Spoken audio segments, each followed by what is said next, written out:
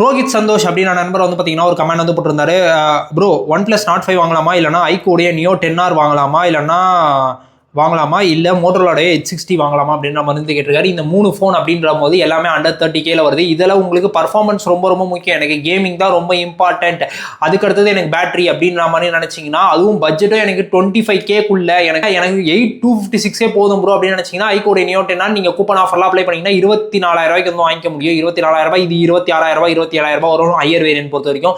அப்படின்னும் போது உங்களுக்கு அதுதான் பட்ஜெட்னா நீங்கள் அதை வந்து சூஸ் பண்ணலாம். இல்லை எனக்கு வந்து பார்த்தீங்கன்னா எனக்கு பர்ஃபார்மன்ஸும் வேணும், அதே மாதிரி எனக்கு கேமராவும் வேணும், அதே மாதிரி பேட்டரி லைஃபும் வேணும் அப்படின்ற மாதிரி நினச்சிங்கன்னா நீங்கள் OnePlus உடைய Nord 5 வந்து சூஸ் பண்ணலாம். Nord 5 பொறுத்த வரைக்கும் கூப்பன் ஆஃபரோட 28,750 ரூபா அந்த மாதிரி வந்து வருது.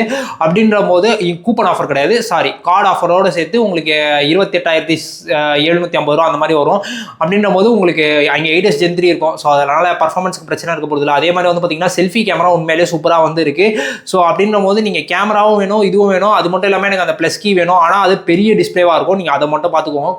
கொஞ்சம் இல்லை, நல்லாவே பெரிய டிஸ்பிளேவாக இருக்கும். 6.8 இன்ச்சுக்கான டிஸ்பிளே. ஸோ அந்த பெரிய டிஸ்பிளே ஓகேவா அப்படின்றத பார்த்துட்டு சூஸ் பண்ணுங்க. இல்லை ப்ரோ எனக்கு வந்து இந்த பெரிய டிஸ்பிளேவும் வேணாம், ஏன்னா OnePlus வாங்கினா எனக்கு கோடு விழுந்துருமான்னு பயமாக இருக்குது. அதே மாதிரி வந்து பார்த்தீங்கன்னா நான் அந்த அளவுக்கு கேம் விளையாட மாட்டேன், எனக்கு ஒரு கேமரா சென்ட்ரிக்காக வேணும், அதனால எனக்கு பர்ஃபார்மன்ஸ் நார்மலாக இருந்தால் போதும், எனக்கு கர்வ் டிஸ்பிளேல வேணும் அப்படின்ற மாதிரி நினச்சிங்கன்னா நீங்கள் மோட்டோரோலா H60 Pro வந்து சூஸ் பண்ணலாம். அது அண்டர் 25Kக்குள்ளே வந்து உங்களுக்கு கார்டு ஆஃபரோடு வந்து கிடைக்கும்.